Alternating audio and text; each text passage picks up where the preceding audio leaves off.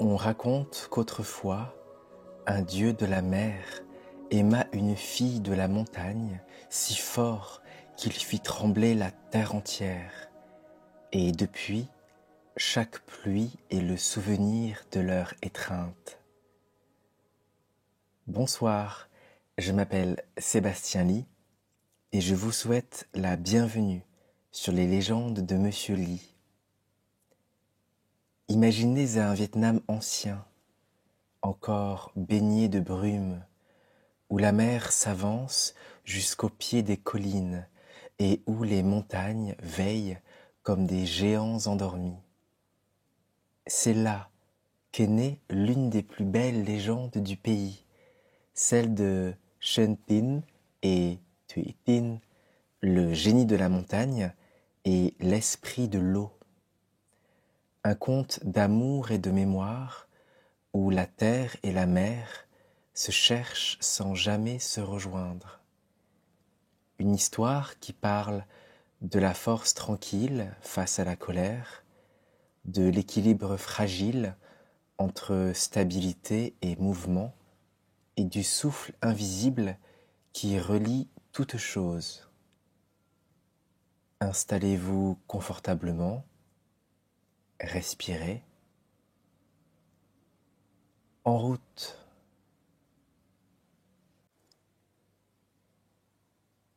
Avant que les hommes n'aient nommé les rivières et les collines, la terre n'était qu'un vaste silence, un silence traversé de souffles, un souffle chaud venu des entrailles du sol, un souffle humide glissant au-dessus des eaux. Il ne s'opposait pas encore, il se cherchait, se frôlait, tissant lentement la trame du monde. La lumière ne connaissait pas le jour, l'ombre ignorait la nuit, tout baignait dans une même clarté indécise, comme une longue aurore qui ne finirait jamais. Alors la montagne s'éleva, non pour dominer, mais pour offrir un point de repos à la lumière. Ses flancs se mirent à respirer, gorgés d'argile et d'herbes nouvelles. En contrebas, l'eau se rassembla dans le creux de la terre, bruissant de promesses. Elle se mit à courir, à rire, à chanter, comme un enfant impatient d'exister. La terre et l'eau se reconnurent. Elles se saluèrent en silence, chacun portant dans ses courbes le souvenir de l'autre. Mais déjà quelque chose tremblait, une différence à peine perceptible, une pulsation contraire. L'eau voulait s'étendre, la terre voulait tenir. Leur étreinte devint tension, leur danse devint monde.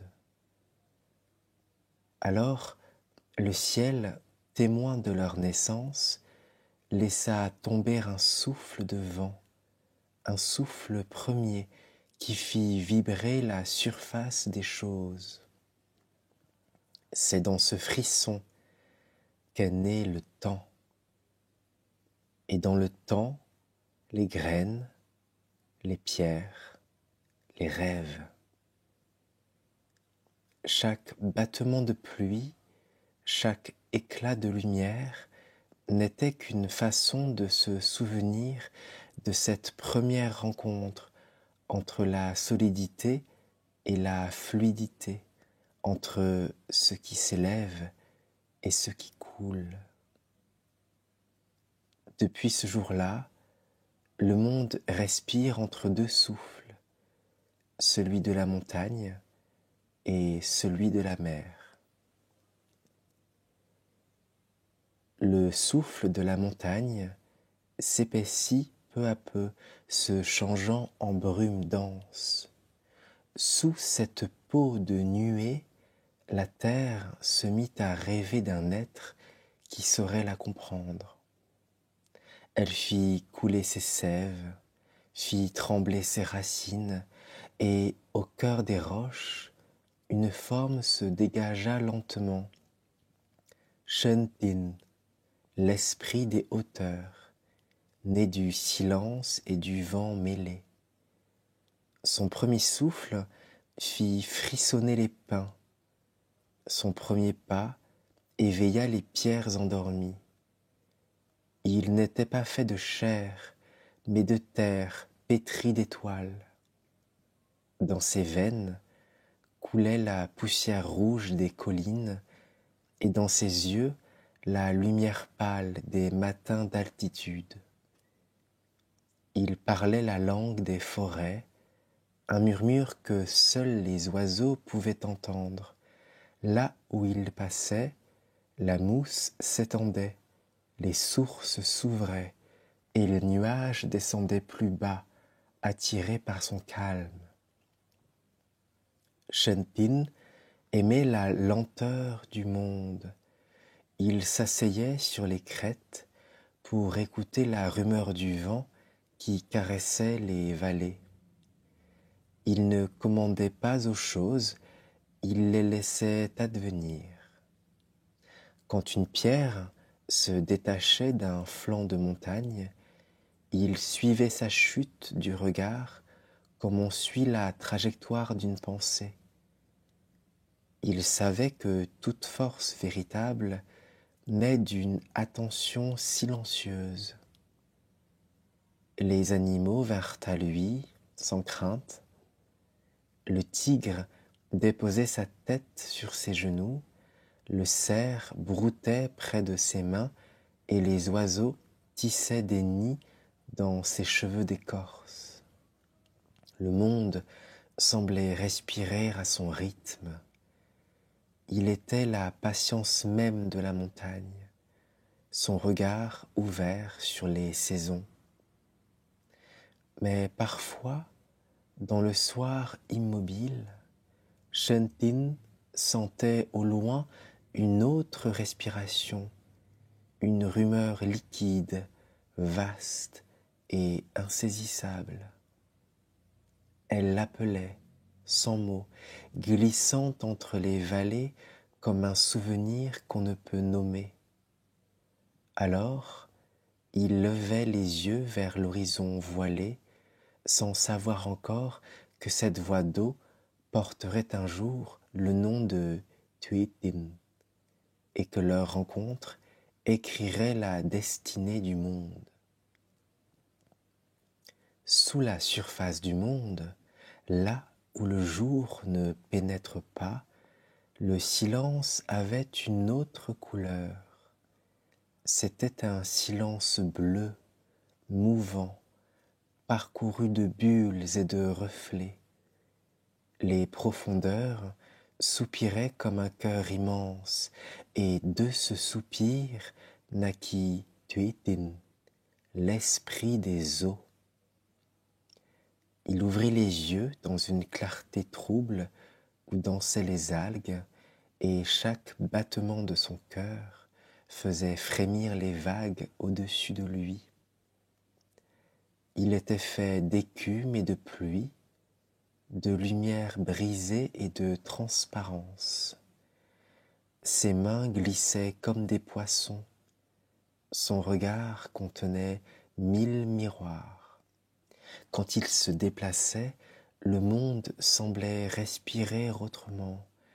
La mer se soulevait, les rivières tressaillaient, et les nuages, reconnaissant leurs frères, se pressaient contre l'horizon. Il n'avait pas de demeure, seulement le mouvement. Tout en lui cherchait la fluidité, la transformation, la liberté du courant. Tuitin aimait le murmure des profondeurs, mais il rêvait de ce qu'il ne voyait pas, la terre solide, stable, immobile. Parfois, il s'élevait jusqu'à la limite du monde des hommes. Là, il voyait les montagnes s'étendre, calmes et fières, portées par la lumière du matin. Il sentait alors en lui une brûlure douce, un désir de rencontre, une envie d'équilibre. Il voulait comprendre cette force qui ne bouge pas, cette paix verticale qui s'élève au lieu de s'étendre. Alors, il fit lever les brumes pour toucher le ciel. Il envoya la pluie sur les collines comme une main tendue, mais les nuages, trop légers, se dispersèrent avant d'atteindre leur but, et la montagne resta muette. Ce silence fit naître en Thuy-Tin une mélancolie profonde. Non pas la tristesse du manque, non, mais celle d'un amour encore sans visage. Depuis ce jour, la mer garda en mémoire ce souffle venu d'en haut. Chaque vague qui se brise sur les rochers est une question restée sans réponse, un appel que la montagne entend mais ne sait comment accueillir. Au-dessus du murmure des vagues, là où les eaux viennent mourir contre la pierre, s'étendait le royaume de Van Lang. Il respirait dans cet espace fragile où la mer s'endort au pied des collines. Les hommes y vivaient comme des fils tirés entre deux souffles, celui de Shentin, calme et enraciné, et celui de Thuy-Tin, mouvant et profond. Entre ces deux forces, le pays avait trouvé sa mesure. Les rizières s'étendaient comme des miroirs, captant la lumière du ciel et le reflet des montagnes. Le vent y passait librement, mêlant le parfum du sel et celui de la terre humide. Les buffles traçaient de lentes arabesques dans la boue tiède, et les enfants riaient dans les flaques, ignorant qu'ils rejouaient chaque jour le dialogue ancien entre l'eau et la terre. Le temps lui-même semblait s'assoupir, bercé par la régularité des saisons. Le roi Hum, maître bienveillant dans son pays, veillait sur ce fragile équilibre. Il savait que son royaume était une frontière vivante. À l'ouest, les montagnes se dressaient, gardiennes des esprits de pierre. À l'est, la mer s'étendait, gardienne des dieux liquides. Entre les deux, la vie humaine, brève et lumineuse, cherchait sa place. Chaque offrande déposée sur les autels, chaque feu allumé au crépuscule, était une prière pour que les deux forces demeurent en paix. Mais sous cette harmonie visible, les anciens sentaient parfois des frissons dans la terre, des tremblements légers, comme si la montagne retenait son souffle. Et certains soirs, quand la marée montait plus haut que d'habitude, ils entendaient au loin la rumeur d'un chant, un appel d'eau venu des profondeurs, une plainte qu'aucun homme ne pouvait comprendre. Ainsi, Van Lang vivait dans la beauté de l'équilibre et dans la peur de son effacement, car les anciens savaient que tout ce qui respire entre deux forces finit un jour par être convoqué à choisir. Et dans le silence des montagnes, comme dans le frisson des vagues, quelque chose veillait déjà, préparant la rencontre de ceux qui allaient troubler le destin du monde. Le roi Hum, souverain du royaume de Van Lang, avait vieilli avec la même sagesse que ses rizières. Son visage portait la trace des saisons, un front buriné par la lumière, un regard tranquille comme une eau dormante. Il gouvernait sans hâte, préférant écouter le vent que les flatteries. Chaque matin, il montait sur la terrasse du palais pour contempler son royaume. La plaine, la mer, les montagnes, respirant d'un même souffle. Il savait que cet équilibre tenait à peu de choses, à une offrande oubliée, à une colère du ciel, à un rêve d'homme mal interprété. Mais depuis quelque temps, son cœur se penchait vers un autre mystère, celui de sa fille unique, Minung.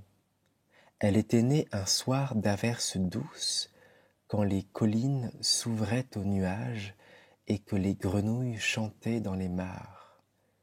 Dès l'enfance, elle avait semblé appartenir à un monde plus léger. Ses pas effleuraient le sol sans le troubler, ses paroles avaient la transparence de la pluie. Les servantes disaient qu'en dormant, elle souriait comme si la lune lui parlait. Minung grandit entre le murmure des rizières et le souffle des vents de montagne. Elle aimait se promener seule le long des sentiers, pieds nus, pour sentir sous ses pas la tiédeur de la terre et l'humidité des herbes. Le peuple l'adorait pour sa douceur. On disait qu'elle apaisait les malades d'un simple regard, qu'un oiseau blessé reprenait son vol après s'être posé sur sa main. Le roi voyait en elle la plus belle offrande que le ciel ait faite à son royaume. Mais il sentait aussi, au fond de lui, une inquiétude qu'il n'osait nommer.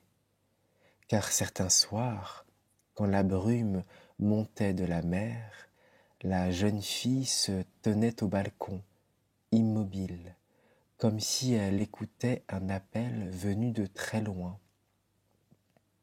Le roi suivait son regard.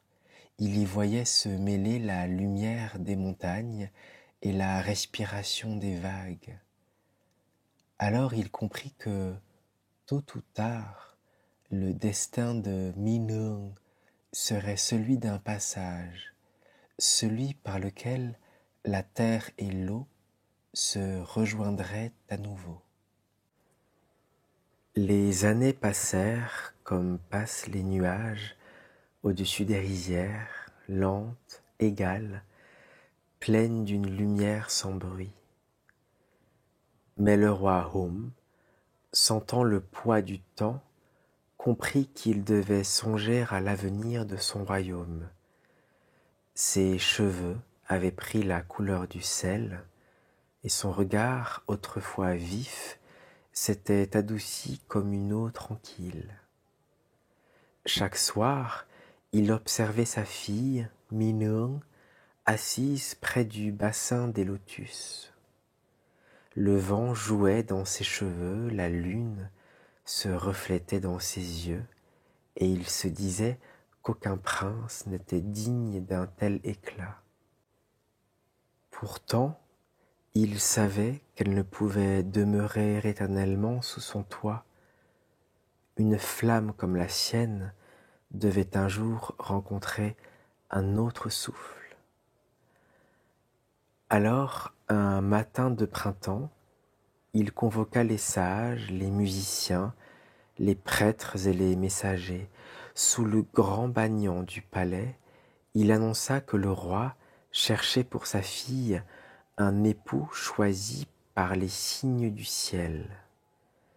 Il ne voulait ni richesse ni pouvoir, mais une union capable d'honorer la paix du monde. Le concours aurait lieu au palais royal. Chaque prétendant devrait offrir des présents précis, symboles d'harmonie entre les éléments. Le roi déclara que celui qui apporterait ses offrandes le premier, avant que le soleil ne touche le sommet des collines, obtiendrait la main de Minou. La nouvelle se répandit comme un parfum dans tout le royaume. Des princes lointains se mirent en route, portant des coffres d'or, des chevaux blancs, des offrandes rares. Mais les anciens murmurèrent entre eux: le roi ne cherche pas la puissance, il cherche le signe. Et dans le souffle des montagnes, comme dans les profondeurs de la mer, deux esprits s'éveillèrent à ces mots. Shenpin, depuis son sommet, sentit la brise changer de direction. Elle portait un parfum inconnu, celui des fleurs de lotus après la pluie. Tuitin, au fond de l'eau, perçut le même frisson, comme un appel vibrant à travers les vagues. Tous deux levèrent la tête, et dans le ciel, les nuages prirent la forme d'un cercle parfait, le sceau du destin.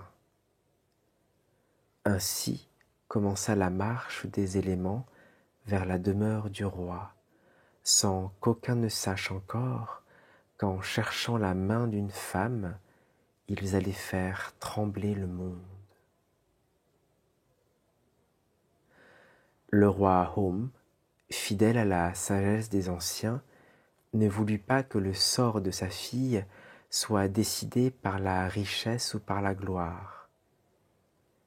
Il savait que les biens matériels se fanent comme les fleurs après la mousson.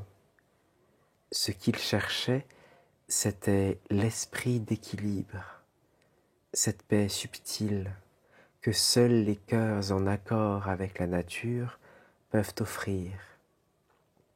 Aussi, il choisit des présents qui portaient en eux la trace de chaque élément, la mémoire du monde avant les hommes. Il demanda 100 plateaux de riz gluant, symbole de la terre nourricière. Car le riz, disait-on, naît du souffle de la montagne et s'abreuve des larmes du ciel. Chaque grain était une graine de patience, un battement de gratitude envers la terre qui soutient tout. Puis il ajouta 100 morceaux de viande de buffle, offrande de force et de fidélité, car le buffle accompagne l'homme dans son labeur comme un frère silencieux. Son sang chaud portait la vigueur du soleil, sa peau l'ombre des nuages. Venaient ensuite 100 morceaux de poisson séché, écho à la mer et à ses promesses. Le poisson traverse les eaux comme la parole traverse le silence. Il relie les mondes, il connaît la fluidité, il enseigne la souplesse. Et pour rappeler l'union du ciel et de la terre, le roi exigea 100 coquillages aux reflets nacrés, vestiges de la mer ancienne.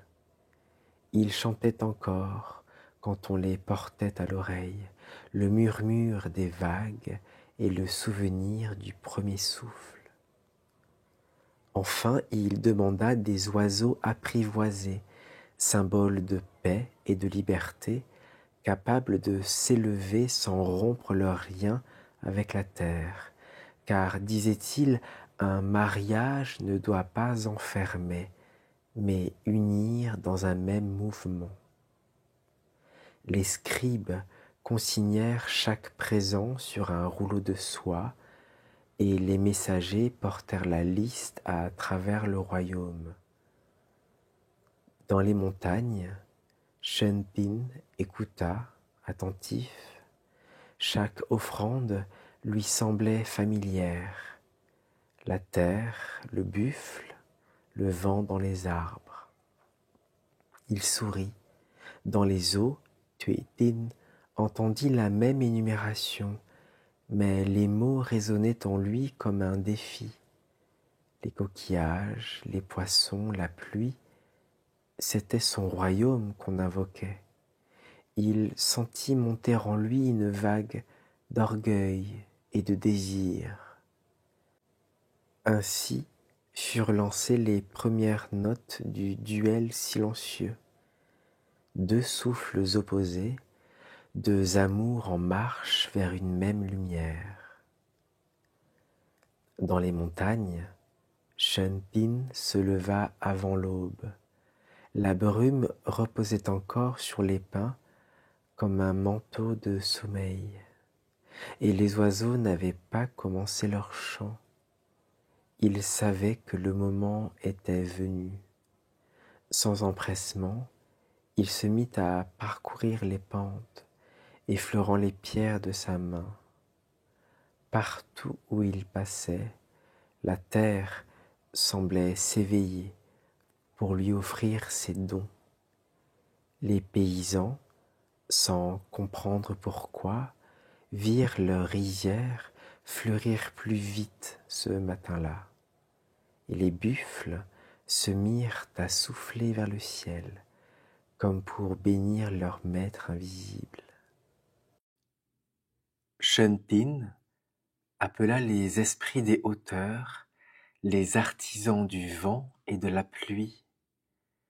Ils lui offrirent les plus beaux plateaux de riz gluant, moelleux comme les nuages du soir. Les buffles, au nombre de 100, s'approchèrent d'eux-mêmes, dociles et puissants, portant sur leur dos la promesse du royaume. Des chasseurs apportèrent le poisson des rivières suspendu à des branches de bambou, et des enfants ramassèrent sur les berges 100 coquillages polis par le temps. Tout semblait répondre à sa volonté sans effort. Il ne commandait pas, il accueillait. Son calme se répandait dans la montagne comme une onde claire. Sous les eaux, Tuitin ressentit cette même vibration. Les flots s'épaissirent, les vagues s'enroulèrent autour de lui comme des dragons impatients. Il rassembla son peuple marin, poissons argentés, hippocampes, méduses, coraux, et les chargea de préparer les offrandes. Ces plateaux de riz étaient des perles nacrées, ces buffles des tortues géantes, et ces coquillages d'une transparence si pure qu'ils reflétaient la lumière du soleil jusqu'aux profondeurs. Mais en lui grondait une impatience que la beauté ne suffisait pas à apaiser. Il voulait la victoire, non pour la gloire, mais pour cette présence inconnue qu'il sentait dans l'air. Minung, dont le nom roulait dans sa bouche comme une vague. Dans les cieux, les nuages hésitaient. Certains montaient vers les montagnes, d'autres descendaient vers la mer. Les oiseaux, pris entre deux courants, se taisaient. Tout l'univers retenait son souffle. Au loin, la ligne de l'horizon se fit plus nette, comme si le monde lui-même allait assister à la rencontre de ces deux moitiés. Et pendant un bref instant, la terre et la mer semblèrent se regarder sans haine, dans une paix fragile, la dernière avant la tempête. La nuit s'effaçait lentement, comme si le ciel craignait d'ouvrir les yeux sur ce qui allait venir. Un voile d'argent glissait sur les collines, et la mer, d'un bleu profond, frémissait sous les premières caresses de la lumière. C'était l'heure où tout respire ensemble, la terre, les arbres, les vagues, les bêtes encore endormies. Mais ce matin-là, quelque chose vibrait autrement, une attente, fine et tendue, qui passait d'une feuille à l'autre, d'une goutte d'eau à l'autre. Même le vent semblait retenir son souffle, suspendu entre la montagne et la mer. Au sommet des cimes, Shentin ouvrit les yeux. Autour de lui, les nuages se dispersaient en couronnes lumineuses. Il posa sa main sur la pierre tiède, remercia la montagne, puis se mit en marche. À chacun de ses pas, le sol se soulevait légèrement, formant un chemin de terre solide à travers les vallées. Ses offrandes le suivaient, portées par la brise, buffles tranquilles, plateaux de riz fumant, coquillages clairs. L'air autour de lui semblait clairvoyant, comme s'il savait déjà qu'il portait en lui le destin du royaume. Au fond des eaux, Tuitin observait la même aurore, mais vue à travers le miroir mouvant de la mer. Le ciel y dansait, brisé en 1000 fragments de lumière. Il se dressa, drapé dans les vagues, et son armée liquide s'ébranla derrière lui. Des milliers de poissons argentés tournoyaient en spirale, illuminant l'obscurité. Il fit un geste, et les flots s'ouvrirent devant lui. Un chemin d'écume apparut, menant vers la rive. Son cœur battait avec la marée, fort, rapide, plein d'un feu qu'aucune eau ne pouvait éteindre. À la même heure, dans le palais du roi, Minurn se tenait sur la terrasse, vêtue d'une robe claire. Elle regardait vers l'horizon, ne sachant pourquoi son cœur battait si fort. Une lumière étrange habitait l'air, comme si le jour hésitait à se lever vraiment. Elle sentit alors qu'un grand souffle approchait, 2 souffles en vérité, si puissants qu'ils feraient bientôt trembler le monde. Le soleil franchit lentement la ligne des collines, ses rayons touchèrent la mer, puis la pierre, et dans cet instant suspendu, les 2 forces s'élancèrent, l'une depuis les hauteurs, l'autre depuis les profondeurs, toutes 2 portées par le même désir, atteindre la lumière avant l'autre. Lorsque le premier rayon du soleil effleura la cime des arbres, Shentin s'élança. Son pas n'était pas celui d'un homme, mais d'une force qui se souvient d'avoir été vent. Il ne courait pas, il glissait entre les roches, porté par la respiration même de la montagne.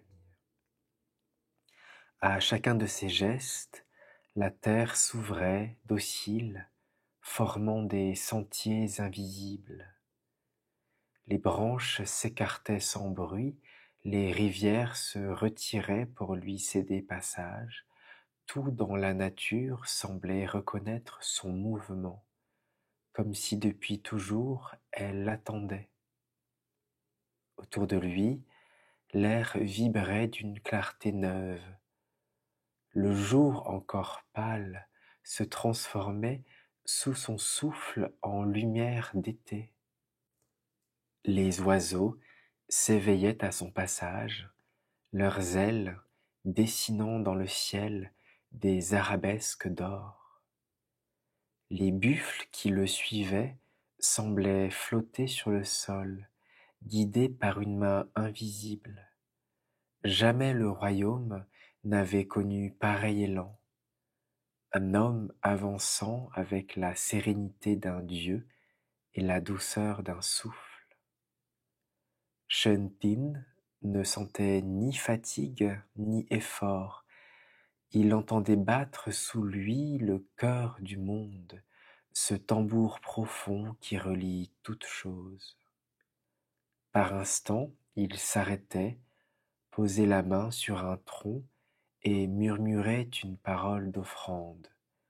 Le bois alors frémissait et de fines poussières de lumière s'élevaient, marquant son passage.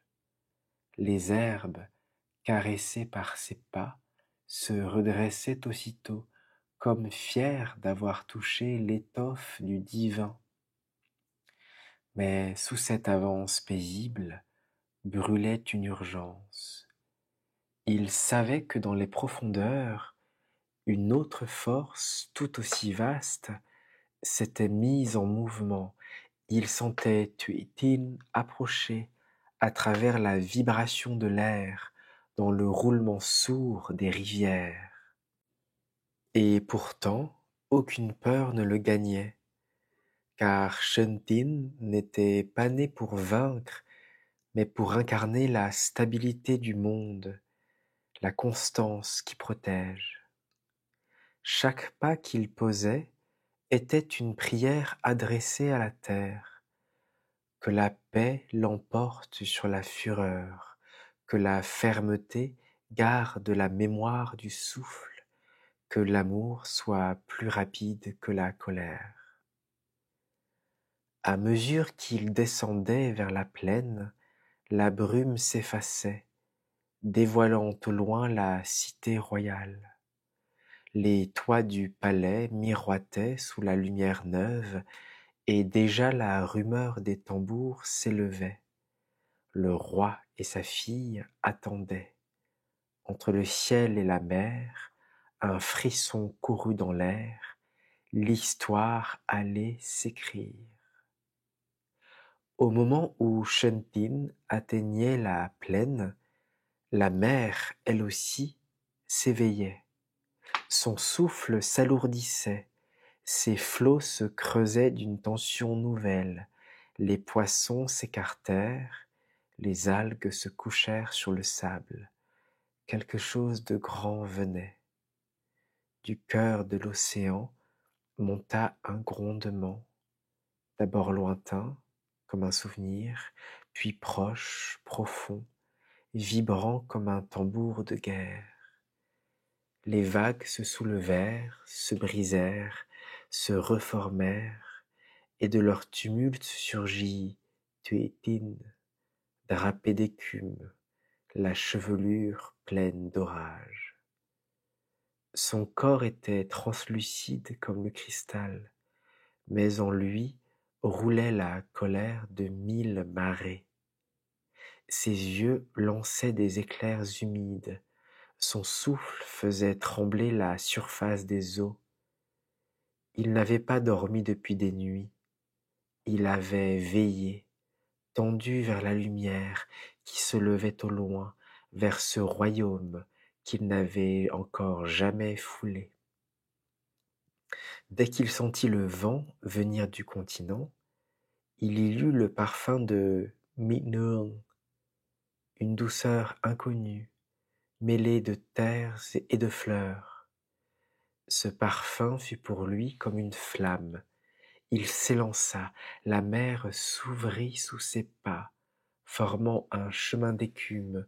Chaque pas faisait jaillir un geyser, chaque geste appelait un éclair. Derrière lui, les flots se refermaient dans un rugissement sourd. Les méduses brillaient comme des lanternes, Les dauphins bondissaient autour de lui en spirales d'argent. Les vents, soumis à sa volonté, tordaient les nuages pour lui ouvrir la route. Son armée liquide avançait avec lui, une marée vivante, impatiente de conquérir la rive. Mais dans son élan brûlait déjà l'excès. L'eau ne connaît pas la mesure, elle aime jusqu'à déborder. Tuitin ne voyait plus la beauté du monde, seulement la distance qui le séparait de son désir.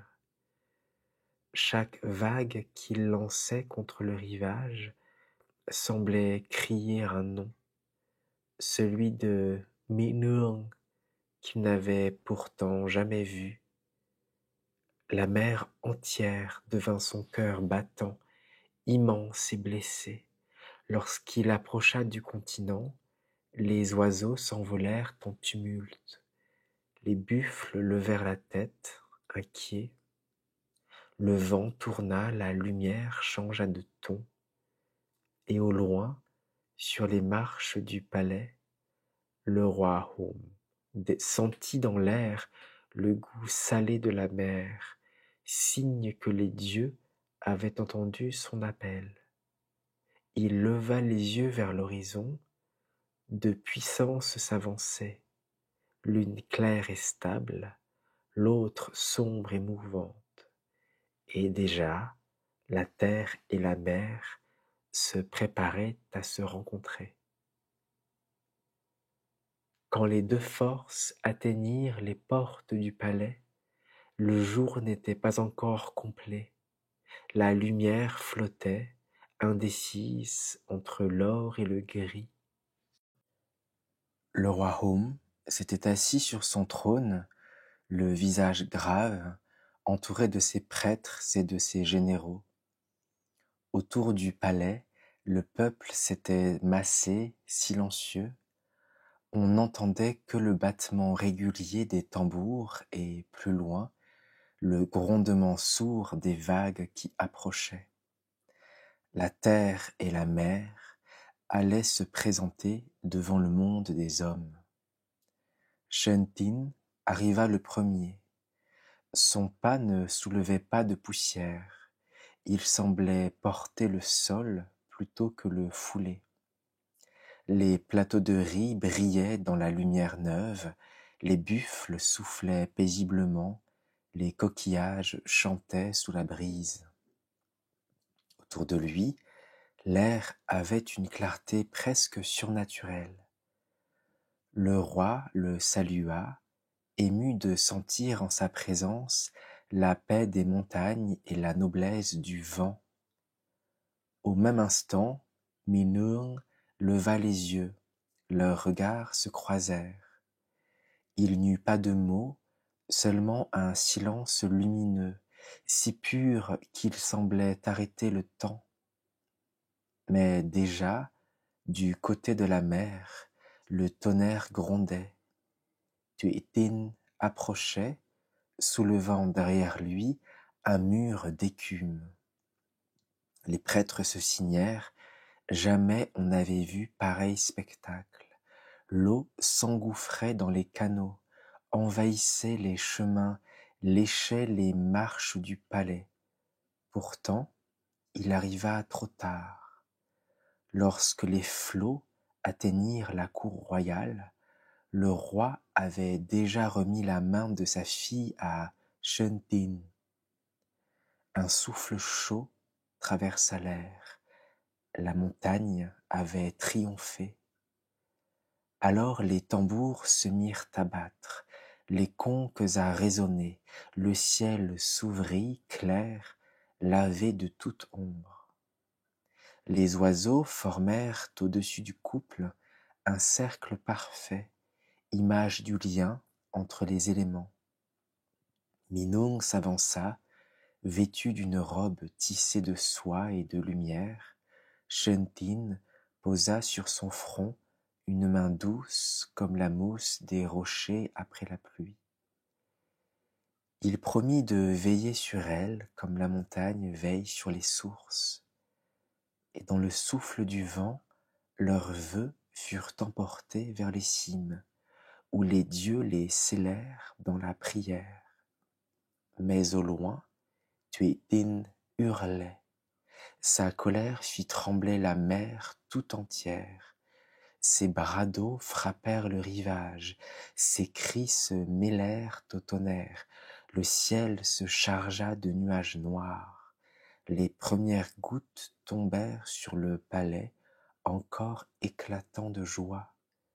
Car si la montagne avait gagné la main de la princesse, la mer n'avait pas dit son dernier mot. Dans le cœur de Tuitin, la défaite n'était qu'un commencement. La fête s'acheva dans la lumière, les musiciens jouaient encore, les danses se prolongeaient, et le parfum du riz chaud montait vers le ciel. Le roi Hom, soulagé, croyait voir dans ce jour la bénédiction des dieux. Shentin et Minung s'étaient retirés dans les montagnes, portés par un vent doux. Leur union semblait protéger tout le royaume. Les rivières coulaient paisiblement, les buffles dormaient debout, et les enfants riaient dans la cour du palais.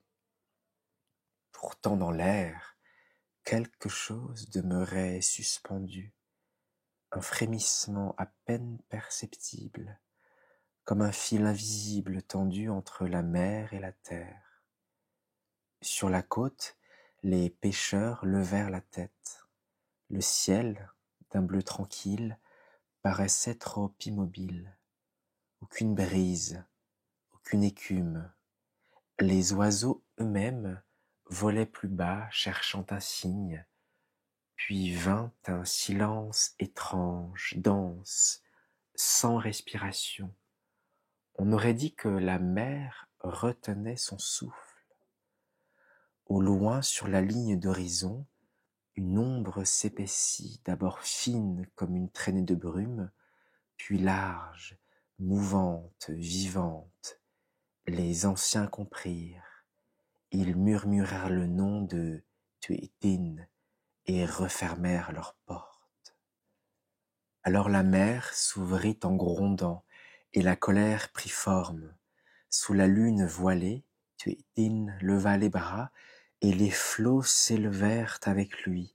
Son cri se perdit dans le vent, mais la terre entière l'entendit. L'eau monta d'abord lentement, comme une bête qui guette, puis d'un seul coup, furieuse, hurlante, les vagues frappèrent la côte avec la force du désespoir. Les rochers se brisèrent, les arbres s'arrachèrent, et le ciel s'obscurcit d'un seul coup, avalé par l'orage. Il n'y avait plus de frontière entre la mer et le ciel. Tout n'était que mouvement. La pluie tomba en nappes épaisses, mêlées d'éclairs. Les rivières débordèrent, les chemins disparurent sous la boue, et les buffles, affolés, s'enfuirent vers les hauteurs. Les hommes dans les villages couraient avec leurs enfants dans les bras, criant le nom des dieux, mais Tuitin n'écoutait plus rien. Il n'était plus un esprit, il était la mer elle-même dans sa douleur sans limite, dans sa fureur d'amant éconduit. Au loin, les montagnes se mirent à trembler, les sommets résonnaient sous les coups des vagues qui les assaillaient, les forêts pliaient, les pierres s'ouvraient. Dans le palais du roi, les prêtres priaient sans interruption, brûlant les herbes sacrées, appelant le nom de Shentin dans la tempête. Et dans la brume lourde de pluie, une voix répondit, profonde, calme, presque douce, comme un écho qui s'éveille sous la pierre. Car Shentin, dans sa demeure de montagne, avait entendu l'appel du désordre.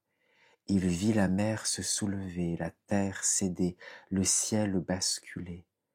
Alors il posa ses mains sur le sol, ferma les yeux et murmura « Terre, relève-toi.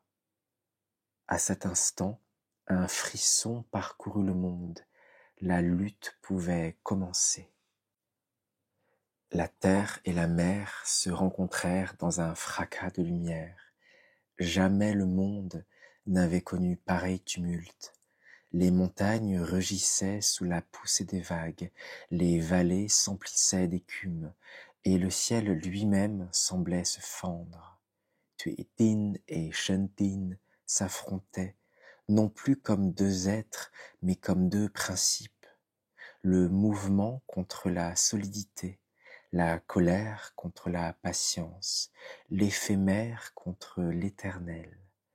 Chaque coup de mer faisait naître un écho dans la pierre, chaque éclat de pierre déchaînait une vague plus haute.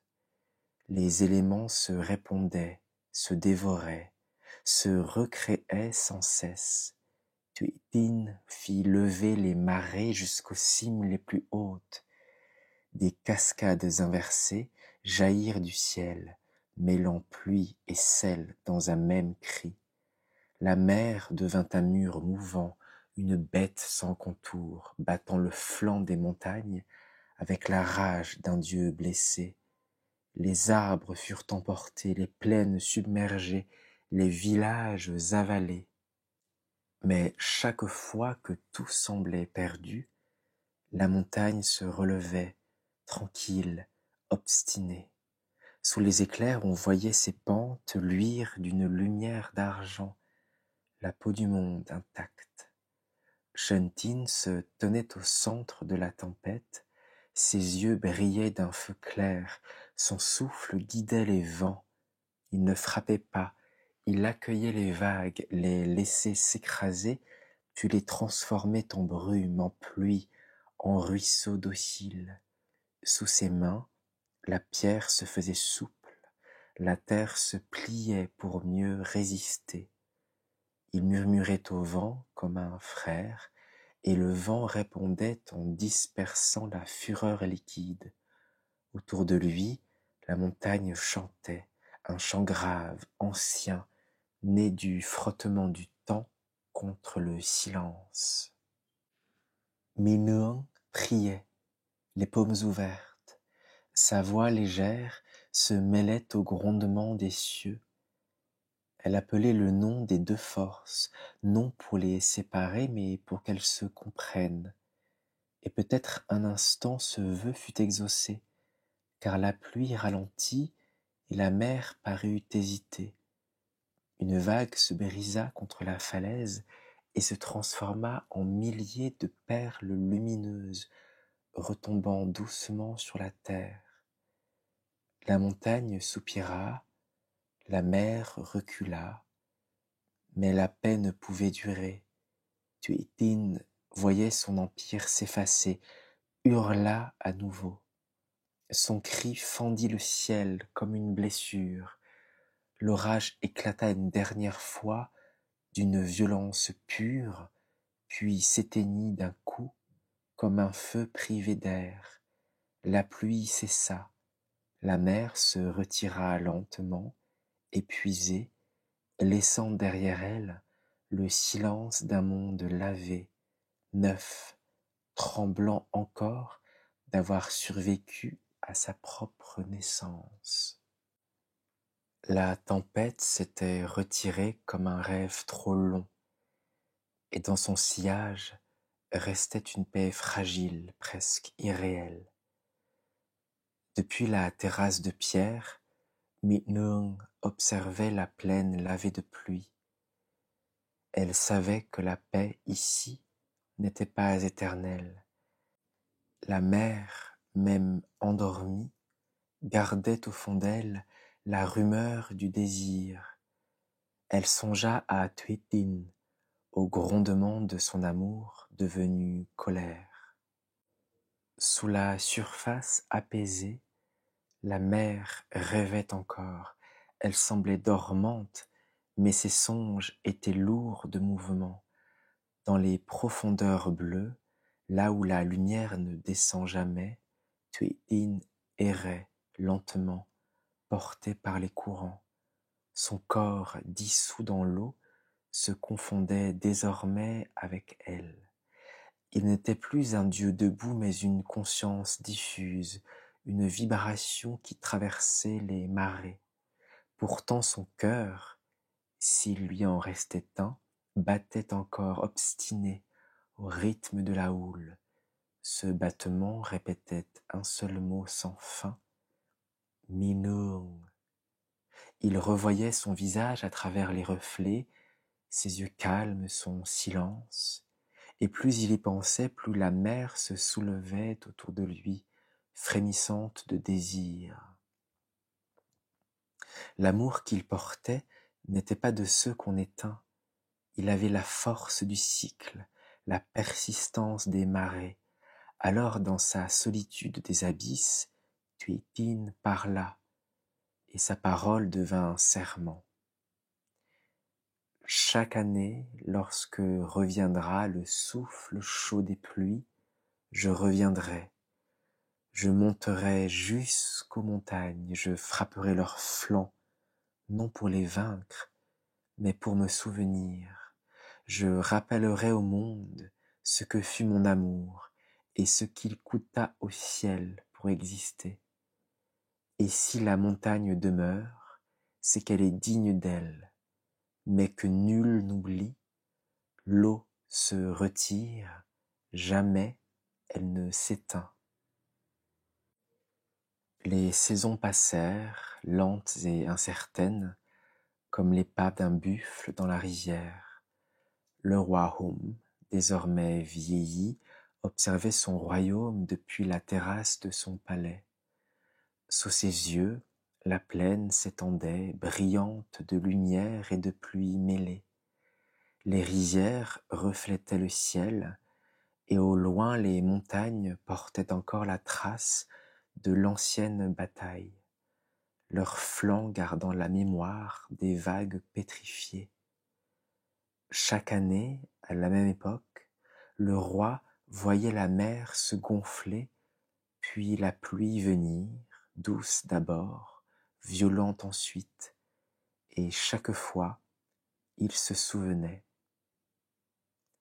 Les années s'enchaînèrent et le souvenir devint rythme.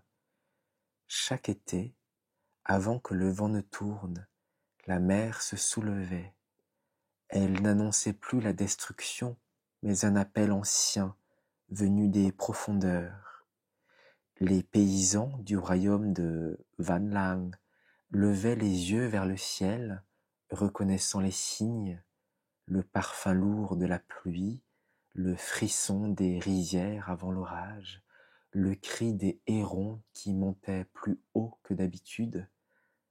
Alors ils se disaient simplement: le temps de Tuitin est revenu, et nul ne s'effrayait plus, car chacun savait que cette venue n'était pas une guerre, mais mémoire. Et maintenant, lorsque la nuit descend sur le pays de Van Lang, les anciens se rassemblent près des feux. Leur voix, lente comme l'eau, raconte encore cette histoire, celle d'un amour si vaste qu'il fit trembler le monde. On dit que dans le silence après la pluie, si l'on tend l'oreille, on peut entendre le murmure de Shentin et de Tuitin, deux souffles mêlés, séparés par le destin mais unis par la mémoire. L'un parle avec la patience des pierres, l'autre répond avec la tendresse des vagues. Et dans cet échange sans fin, la terre trouve son rythme, les hommes leur sagesse. Les montagnes, dressées sous le ciel, portent encore sur leurs flancs les cicatrices des anciennes tempêtes. Elles sont la page invisible du grand livre du monde. À chaque aube, la lumière les caresse, rappelant qu'elles furent jadis vivantes, soulevées par le désir d'un Dieu. Les rivières, elles, serpentent entre les vallées, messagères fidèles de la mer. Elles murmurent le nom de leur maître en descendant vers les plaines, puis se perdent dans l'immensité liquide, comme si chaque goutte rêvait de retour. Les hommes, témoins de cette éternelle conversation, ont appris à écouter. Leur vie suit le cours des saisons, leur travail épouse la patience du sol. Ils savent que la pluie n'est pas menace mais parole. Quand les crues reviennent, ils saluent la mer d'un geste respectueux. Reviens, mais sois douce, nous te reconnaissons. Et lorsque le vent du sud sèche les champs, il lève les yeux vers les montagnes et murmure « Merci de tenir ». Ainsi depuis des siècles, le royaume respire entre deux fidélités, celle du roc et celle des flots. Alors que la nuit referme son manteau, les vagues se taisent, les montagnes se fondent dans l'ombre, mais au fond du monde, quelque chose continue de respirer. C'est le rêve commun de la pierre et de l'eau, celui de se rejoindre un jour sans se blesser, de s'aimer sans se défaire. Et tant que quelqu'un, quelque part, racontera leur histoire, la mer et la montagne, dans le silence du monde, continueront leur dialogue infini, gardiens du souvenir, gardiens du souffle, gardiens du temps. Et voilà, la mer s'est rendormie, la montagne veille encore, et le monde respire à nouveau. Chaque pluie que vous entendrez désormais portera peut-être très loin un fragment de leur histoire, la trace d'un amour immense, d'un souvenir que même le temps n'a pas su effacer. Merci d'avoir écouté cette légende du Vietnam ancien. Si elle vous a touché, si elle a éveillé en vous un peu de calme ou de lumière, alors laissez le vent la porter plus loin. Partagez-la autour de vous, auprès de gens que vous aimez et qui comptent pour vous. N'hésitez pas à mettre un like sur cette vidéo et rappelez-vous qu'ici, chaque semaine, je vous raconte des histoires venues du monde entier que je réécris spécialement pour vous. Des contes pour apaiser, pour rêver, pour se souvenir que la beauté dort partout, même dans le silence. Je vous souhaite un bon repos et je vous dis à dimanche prochain pour un nouveau conte. À bientôt.